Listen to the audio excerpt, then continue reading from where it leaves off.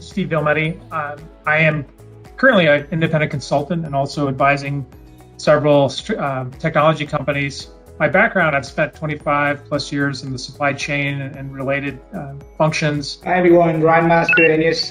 I'm with Tenneco Automotive, a leading supplier and manufacturer of automotive components, serving both the auto manufacturers as well as the aftermarket. I'm Shashi, and I work for Tredence as the lead of the supply chain and manufacturing practice. And looking forward to a great discussion. Thank you. The consumers looking at rapid deliveries and agility in the supply chain to meet their demands. We're seeing order sizes start to drop as well. So creating this balance of how do you meet your service levels with your customers, keep your customers happy without significantly impacting your costs in a capacity constrained environment becomes really important. The bigger and more complex an organization is, the more difficult it becomes to choose the right systems approach, right, to address some of these issues. And more likely that this situation will persist for a while now. There is a significantly less investment available to take the right system or take a complete overhauling systems approach, right? So most companies, and for good reasons, are very cognizant of which solutions they would like to spend on.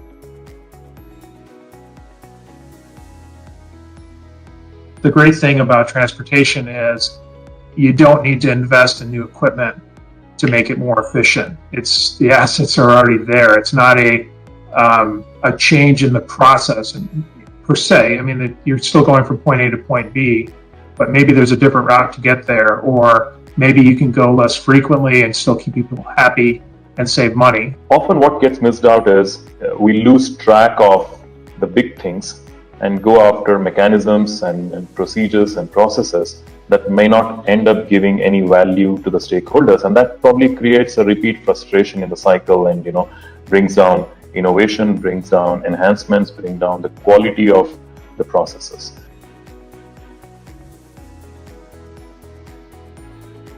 These kind of algorithmic interventions would be required on top of what a TMS can do.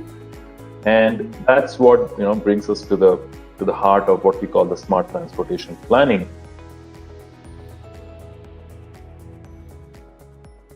If you have an existing legacy TMS, or if you have multiple TMS instances in your network where one TMS doesn't really talk to the other one, then look at the smart transportation planning suite as the layer of integration or as a layer of enhancement.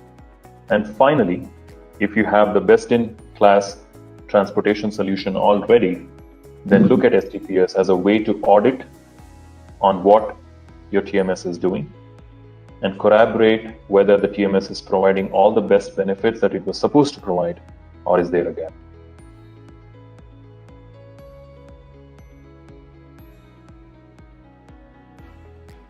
It's not a 2-year project, right? I would encourage that you think about it in terms of steps. The scale of the change on the right is bite it off one step at a time, but don't let things stand in your way, like data.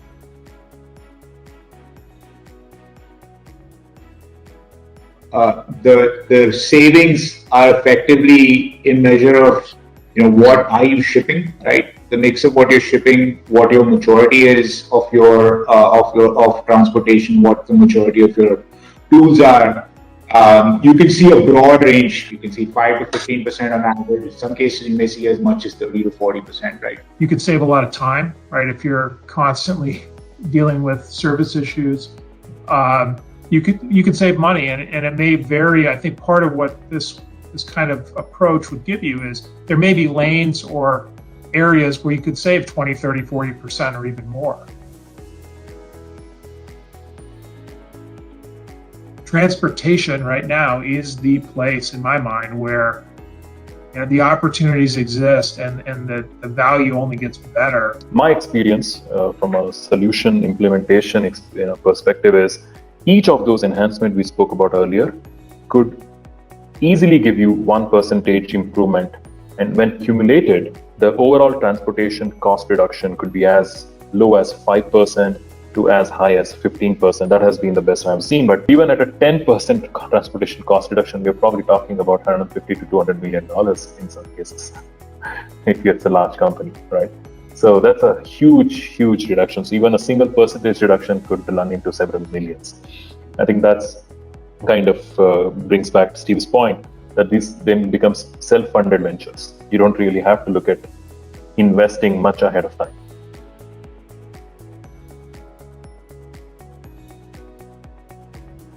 Thank you everyone for joining us today. It was a pleasure having you all, and we hope to see you next time. Thank you. Thanks for joining. Cheers, everyone. Bye. Thanks, everyone. Have a great day.